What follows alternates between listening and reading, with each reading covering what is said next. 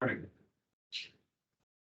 evening. I'll call to order the regular council meeting for Tuesday, March 21st, 2023.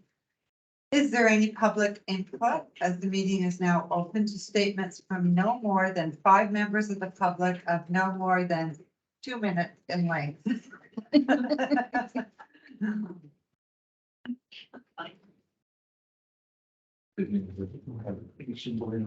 Stop watching. Go. Hi, Johannes with the Lillard Chamber. I'm really sorry about not emailing all of you guys these comments beforehand. Life has been crazy, but I just wanted to make a couple notes on the budget. The chamber team's been going back and forth quite a bit on some of the discussions, some of the ideas. We just wanted to make a couple notes that of items that we think could use a little more discussion or could be highlighted a little more in your deliberations. Just to think about certain parts of this proposed budget. The first one being the fact that this is quite a voluminous document. It's it's dozens and dozens and dozens of pages, and so we wanted to make a note on accessibility. And the fact that members of the public, I think, should get a good opportunity to interact with the annual budget. Like we can see in other municipalities like Squamish, they have like a let's talk about the budget or public meetings, things like that. So that members of the public have a chance to digest this kind of information. Because even for someone like me who likes the stuff, this is quite a lot to go through and think about. And so, the average member of the public should get that opportunity as well. The other thing is, which came out of the committee of the whole meetings, was about the fact that I was quite impressed that all of you managed to reduce the proposed property tax while increasing the operational surplus of the district. It's quite the feat. And so I just wanted to make a note on that a little bit on the fact that the operational surplus is now projected to be at $93,000 for the year, up from $60,000 as was proposed in the first proposal. And so there's an opportunity here to use that funding. If you think of 1% being $22,000, that's 4%. There's an opportunity here to use that funding to really invest in the strategic priorities that council has set for itself. One of the things that I thought was worth highlighting here was that council set 5 strategic priorities: attainable housing, infrastructure, creating a vibrant downtown, positive relationship with staff and communities, and reviewing bylaws, without actually directly funding many of these. The projects proposed in the strategic priorities are grant funded or staff time funded. There's no actual money in there. And so if the grants don't come through, or if staff gets busy, these projects may not even happen. And so I think there's an opportunity here to say, okay, if we have $93,000, maybe it's an opportunity to invest in the community. And if we think about creating vibrant downtowns, there's a lot of projects available for that, for example, right? The Hub has a banner project. Swims does wonderful things for downtown. There's all these community friendship centers, all these active projects that fit right into these priorities. And it's an opportunity to take that money and really highlight the work that some of our nonprofits are doing here. Or of course, the other option is to say, maybe we don't need a surplus, and maybe we want to further reduce property taxes. But I think those are 2 paths that are worth discussing a bit more and worth thinking about. How does the surplus fit into the overall strategy? So those are mostly the notes that we had, and most of some of the things that we'd love to chat a bit more about, or I'd love to hear a bit more discussion about in case it comes out. Thank you. Thank you. Any other? Online question or statement. Ms. Birch Jones, if you'd like to come on your camera and your microphone. Thank you. Good evening. Just a very, very short comment. As usual, I seem to be wearing 2 hats on this topic, but swims, and so many people in the public and in my family and so forth were so thrilled with the commitment to the pool and the year-round opening, minus of course the closure for maintenance and so forth by the district. It is a real bonus for the health and sort of social well-being of so many of us in the community. So thank you. And also as the Area B director, I feel now with the commitment from the district, my kind of confidence level to work with the district and try and enhance some of the funding around those costs of the pool and the recreation center, as well as assisting swims as a really wonderful adjunct to the pool can happen as well. The grant writer can now, with some confidence, apply for some grants, and let's see if we can try and bring in some outside dollars here towards this initiative. And I'm interested. I am supporting that as Area B. Finally, with a long opening, I mean, the wait list for swimming lessons for children is long. And some of the lifeguards are going off to get some training so they can provide those lessons. But it's the long opening and the confidence that we've got in that that helps us know that it's worth investing in these young people so that they can take the training, so that they can provide the lessons and so forth, and all the little children can learn to swim. So that's it. Thanks so much.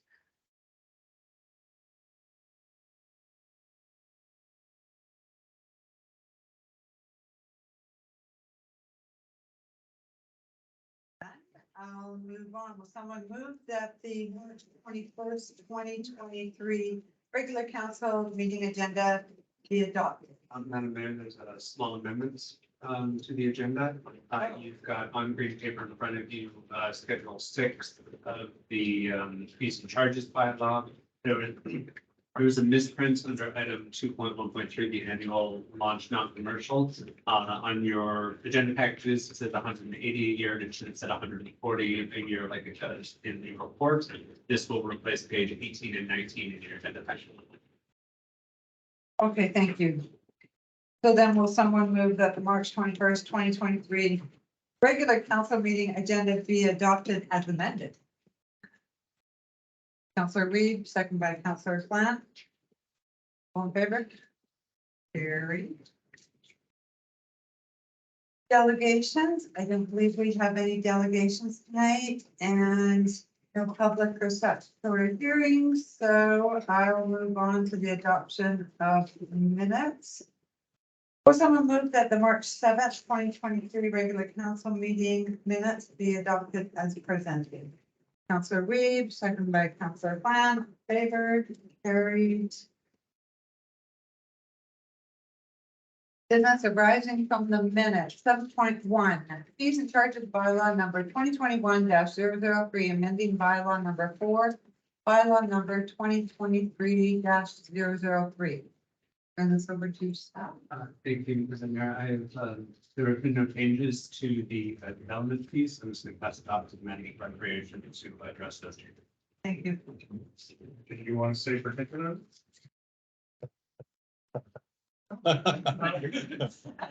Not too exciting changes, so. Pause for questions. So, yeah, just staff followed the direction given from council regarding the annual launch fee for non-commercial and commercial. So using some logic which is outlined in the report, what those differences would be. Fortunately, there's no statistics on what those numbers will be because we never had that fee before, so we didn't track it that way before. And then the other fee change that staff were directed to look at was the differentiated fee for the ice time of weekend versus weekday. And looking at numbers for that, which we do have good statistics on, there's no demand that's high enough to legitimize, at least the staff's perspective, having a higher fee on weekends, unlike other communities where demand is so high that we could probably have a bidding war for weekends. Thus, a premium to direct people to use, all the use space. Staff didn't see a logic to increase the fees. Yes. Questions? Seeing none. I'll ask that somebody move that the fees and charges bylaw number 2021-003, amending bylaw number 4, bylaw number 2023-003 be read a third time. Councilor DeBruin, second by Councilor Reed. Further questions? All in favor?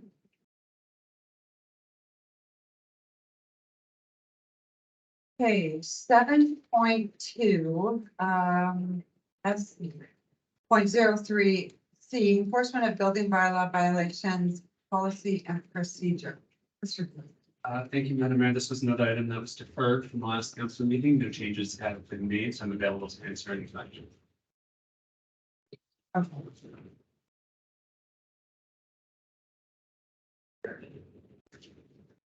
So I was actually the one that deferred it or could be deferred. So my question is on page 34 of 194. The fourth paragraph down said, enforcement of bylaw contraventions is primarily initiated on a complaint basis, but may also be enforced when a deficiency is discovered by an employee during the regular course of their duties. I just felt that that was kind of,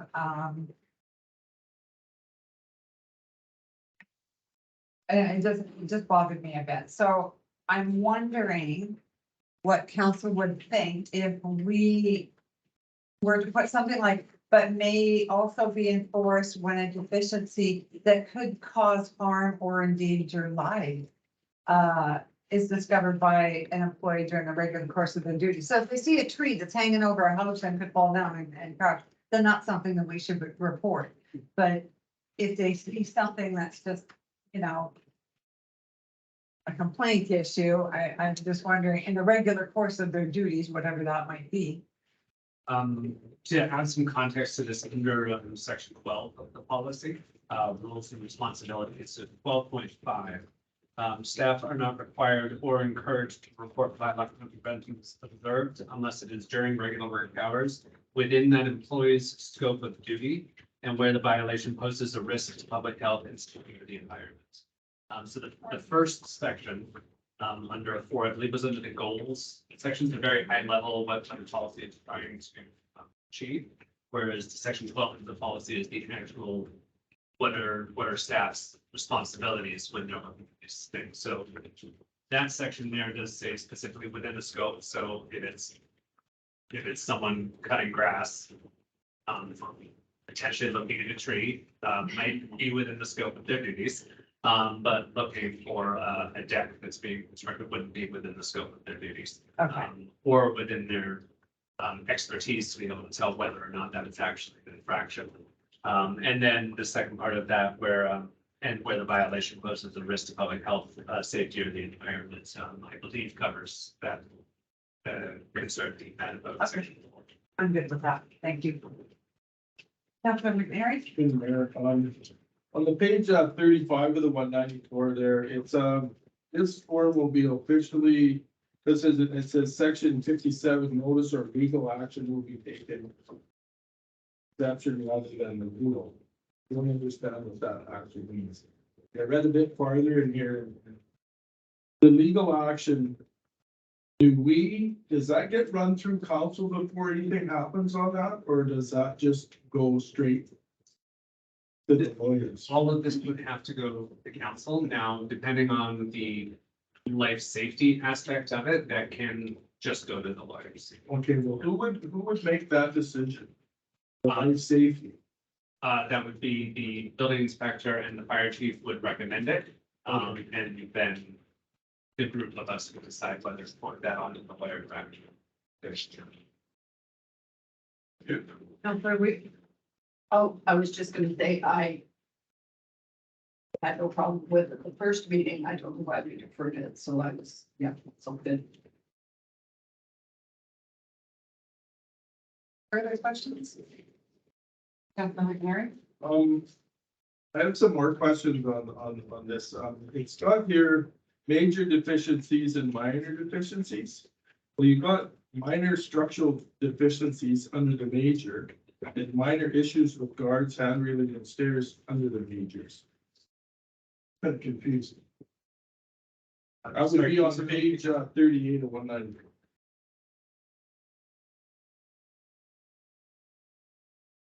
Yes, so that's one of those things where a major structural deficiency would often be a life safety issue. But a structural deficiency, which is not necessarily a life safety issue, is still, it is still a major concern. Do you know how much flack we're gonna get over if something happens? Is you got right in here minor and it's a major deficiency. A minor structural deficiency is a major deficiency, but it's not as, we don't want to say major structural deficiency, because then we would have a hard time saying that that is not a fire life safety issue that requires that next level of enforcement. Still confusing. Within, I guess, within the context of this enforcement scheme, a minor structural deficiency would be considered major for how we take our next steps in enforcing it. Okay. There's a couple more things here. Accessory structure buildings without permit limited safety risks. Except, like, I don't understand without building permits, like, what do you call an accessory structure? An accessory structure is a secondary structure on the property that is not the Like a woodshed or primary something? intended use. Usually something a little bigger. I mean, a woodshed would be an accessory structure, but a woodshed, if it's less than 100 square feet, wouldn't require a building permit. So say like a detached garage. And then non-compliance with energy efficient requirements, what is that basically saying? Like, how do we determine what is energy efficient and what is? Yeah, so there are specific calculations in the building code that a builder is required to provide. And then they have to prove that they meet those calculations throughout the build by having certain types of windows and installation values, et cetera.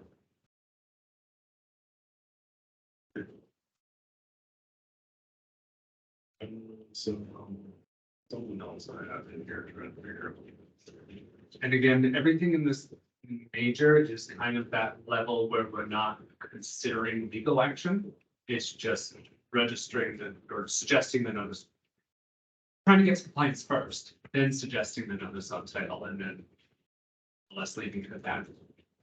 on page 40, 194, number 2.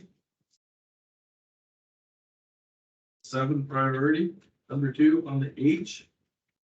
Reasonable use of district resources. Who makes that decision? Us, You yeah, guys? as the ones in charge of operation. Do we have any say on that? That is mostly what you're discussing tonight during the budget considerations, is the level of service that we're able to. Okay. No, you misread what I said. Do we have any say on reasonable use of district resources? Down on a case by case basis. Okay.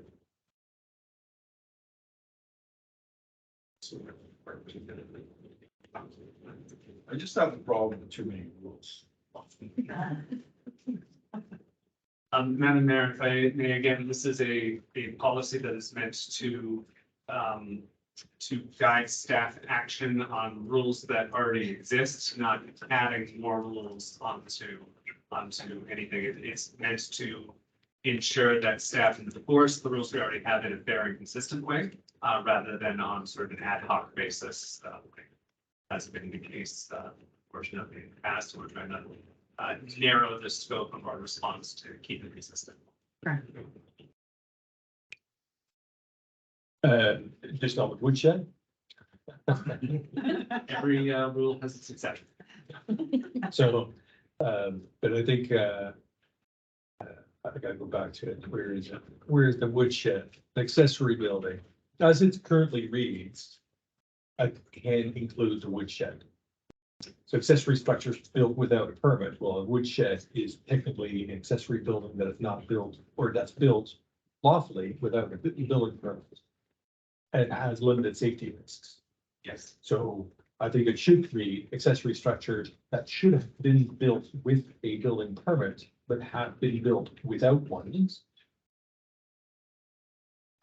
Accessory structures requiring permit built without permit.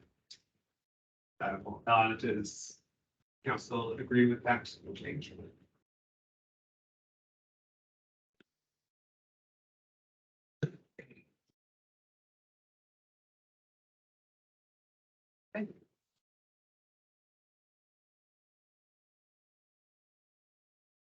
Every school. know. Well, to answer Councilor Reeves' question, this is why we brought it and then deferred it for a meeting. Yeah. Okay, Through the mayor, page 64. Or, sorry, it's 12.0. I'm in last minus, reading notes things, so it's 12.0. Where's 12.0? 45. 45 is 194.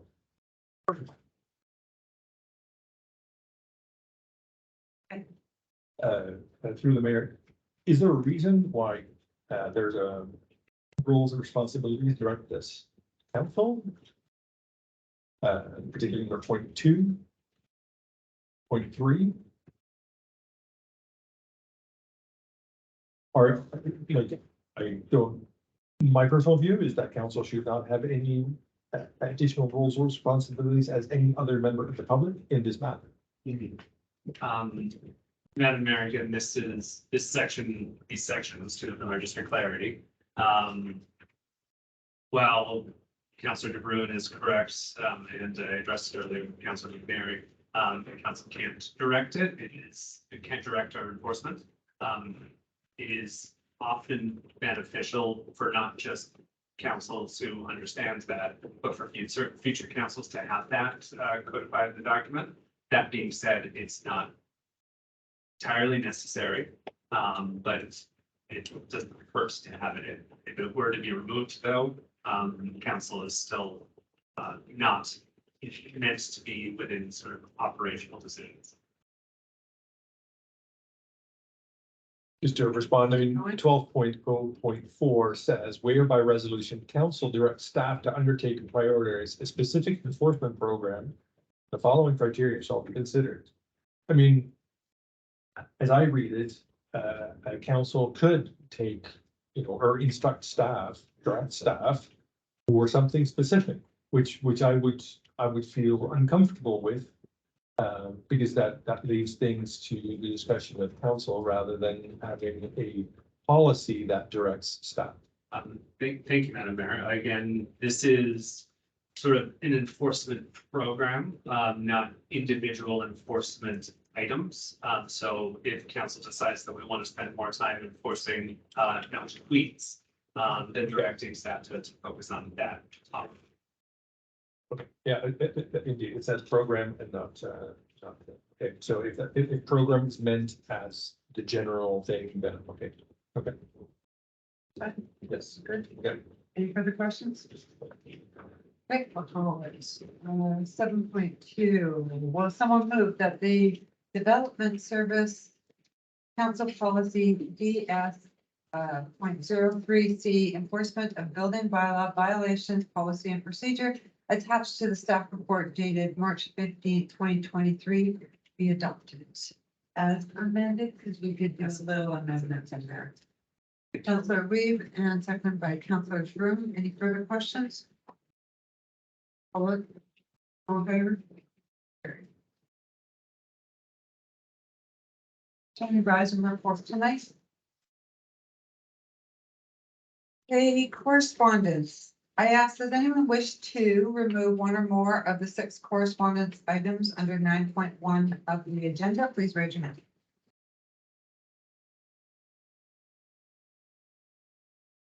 The correspondence, 9.1.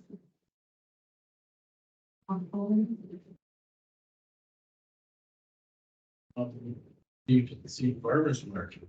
Okay, so we'll pull number 2 and put it to 17, 17.1.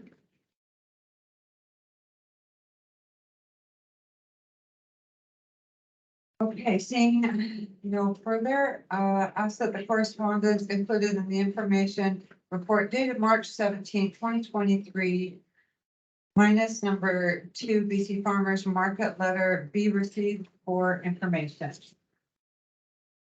Councilor Brown, seconded by Councilor McMary. All in favor? Carried. Your reports from committees. Reports and presentations of staff. 11.1 Lower Airport Phase 2. Thank you, Mr. Darling. I'll have you, thank you.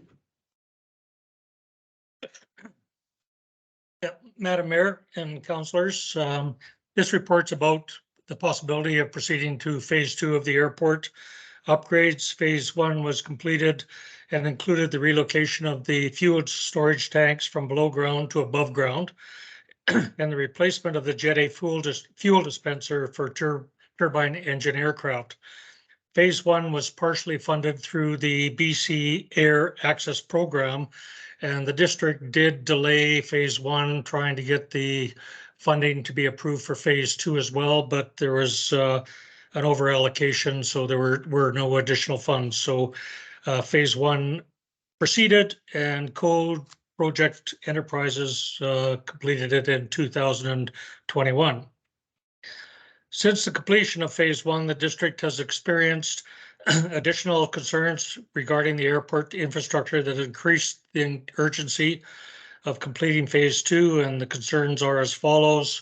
We've been informed that the existing multipass card lock system is being phased out, and that servicing of and billing through this system will no longer be supported. The finance department has worked with the supplier that works with these systems, and they have said they'll extend the date, but they have not given us a timeline. So we're not sure when they'll cut that off, and we'll have to go to some kind of a manual system.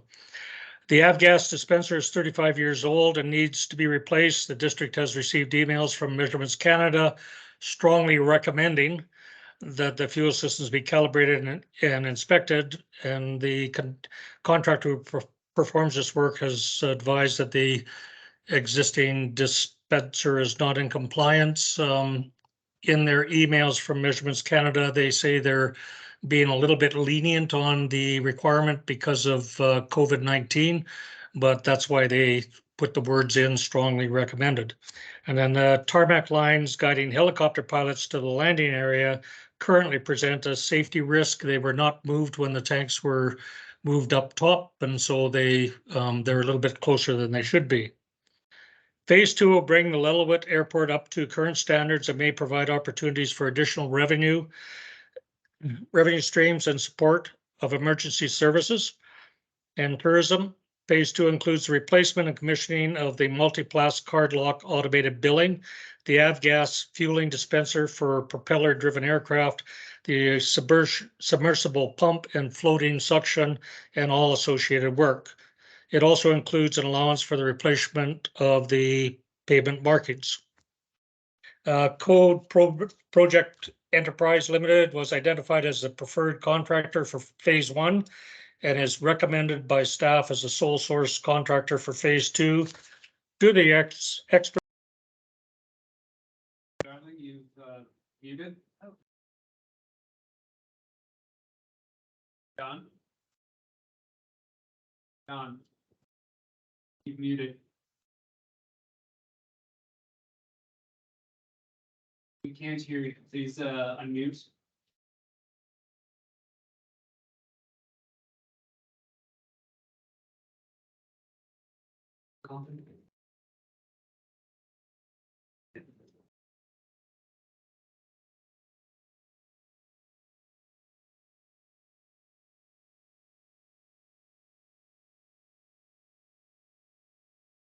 Can you hear me now? Yes, we can. Thank you. So where were we then? Sorry, To start. at the very beginning? No, Sole so sourcing.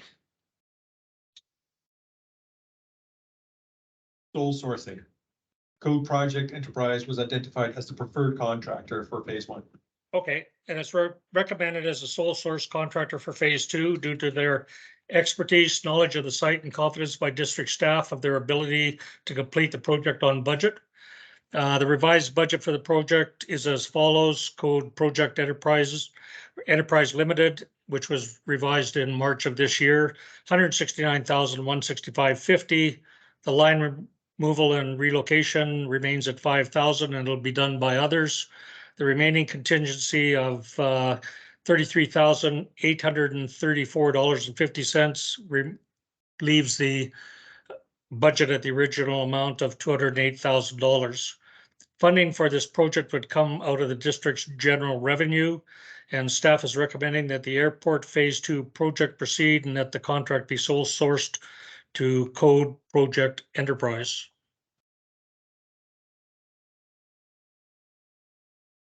Thank you. Okay, gonna open it up for questions. Councillor Flan. Okay, through the mayor. Mr. Darling, it makes sense to have the same contractor that we had for the phase one without putting out a tender, so I'm good with that. I just want to know, what is the 19.4 contingency? Like, that's a pretty specific number, and what's the contingency for? Originally, or through the mayor, originally we had a contingency that was higher just because of the supply issues and inflation, and we did not really know when the project would go ahead. So the 19.4 is what's remaining out of that original contingency after Code Project Enterprise revised their pricing.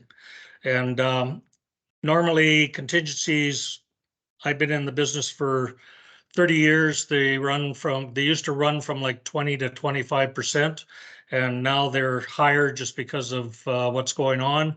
But this is a very accurate pricing that they have given us. So it's very recent. So we just think the 19.4 is, sufficient, and that we don't have to raise it up or lower it or whatever. But that's why it's 19.4 and not 19% or 20%. It's just what was left of the original contingency. Okay, I might be missing something. I still don't really get why we need a contingency if we have the quote and the quote is good until March 27th. So costs shouldn't change that much in a week. No, they might not, but we might hit some sort of issue that we have to deal with on site, which is quite common when you're doing infrastructure works. Lillooet does not have good as constructed drawings, so it's difficult to get accurate pricing. So you need a contingency. When I originally started in the business, they used to allow the contingency in the tender, or if a contract or a consultant was looking after it, they gave the contingency to them, and it was just like mad money for them to spend. I don't include it in the tender price anymore. If you look at the price we have from Code Project Enterprise, it does not include the contingency, so that's just an allowance. If we hit something, then we can deal with it on an as needed basis. It's not money that you give away. I do not think of it as just easy money. And the contractor has the right generally to own the site when they're doing the work. And they're allowed to do the work at their speed according to the schedule you give them. So anytime you try to delay their work, or if you try to change their work, they're entitled to a change of scope into the contract. And so if you don't have a contingency so that you can deal with it, because it could be the first day where you hit something that you didn't realize was there, it may or may not affect the overall price, but you need some way to say, yes, we can keep proceeding so that there is no delay to the project. So I'm not sure if that explains it or not, or. Yeah, it does. Thank you. Through the mayor. Okay, if we don't use this contingency fund, where does it go? I'm assuming Joni can answer this, but I assume it just remains in general reserves. Mayor, for any of the projects, if it doesn't cost as much as we anticipated, it stays where the money was, so it just wouldn't be taken out of the reserve. And another thing about this, we're spending this money. I always thought there should be three quotes on this. I understand what you're saying, that they were recommended and whatnot. But I always thought there should be 3 quotes on this. On these kind of things, and in all the construction work I've ever done. Different things on the lining and whatnot, there's always been 3 quotes as a must. The government also requires that. I'm wondering why we're not doing that. Through the mayor, so that is part of not just our purchasing policy, but also part of legislation. However, that is why Mr. Darling is coming to council requesting permission to sole source because of specific circumstances. Because this company has already worked at the airport, they've already worked on this equipment, they have the knowledge and experience behind them that will likely cost us less in the long run because nobody has to relearn what they've already found out doing the first project. So I mean, to be clear as well, the district went through that process for phase 1. So it was brought to council that we had done a request for proposals, had looked at who given us proposals and recommended to council that we go with this company. So if all had gone according to plan, we got all the grant funding we wanted, they would have done phase 1 and 2 all at once. But we got delayed because of funding issues. Basically, they're completing what was already started. Councillor DeBruin? But did they quote for phase 2 at that time? Was there a competitive quote for phase 2, phase 1 and phase 2? I believe so, which is why this is a revised quote. for phase Okay, so there was a competitive quote at the beginning, for phase 1 and for phase 2. So we've gone through the purchasing. This is all. Right. Councillor DeBruin? This has nothing to do with the decision, because the decision is just for sole sourcing, but I am curious about the additional revenue streams that this could bring about.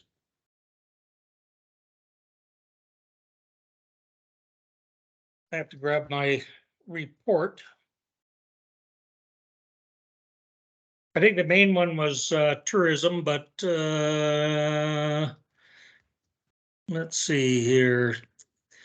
I know that the CAO is working with Wildfire Services to put a site up there. We have emergency services, ambulances, and those type of services that also need the airport. There are not a lot of airports, or I don't know if there's any airports in the area that can service those types of aircraft. And so that's what we're looking at is maybe being able to increase tourism and get better advantage over those emergency services.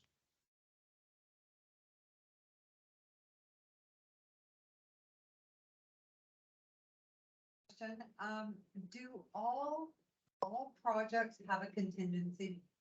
All of them? Madam Mayor, I've been in the business for 30 years and I don't know of a project ever taking place without a contingency. And they're all around this 20% and higher. That's correct. They used to be 20 to 25%, and the only reason why ours was higher is because of the COVID and our concerns about supply issues. And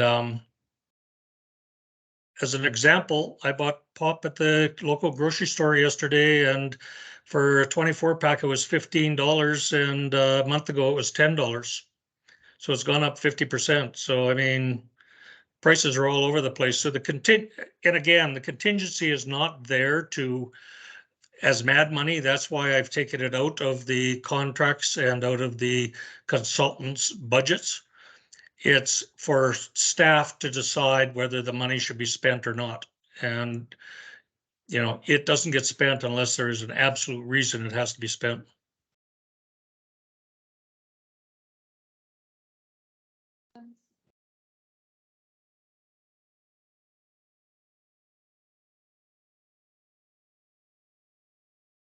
Okay, I move that staff be authorized to sole source the airport phase 2 project to Code Project Enterprise Limited. Counselor DeBruin, second by Counselor McNary. Any further questions? Seeing none, all in favor? Carried. Okay, I'm just gonna request a 5-minute break here. 5 minutes. Go.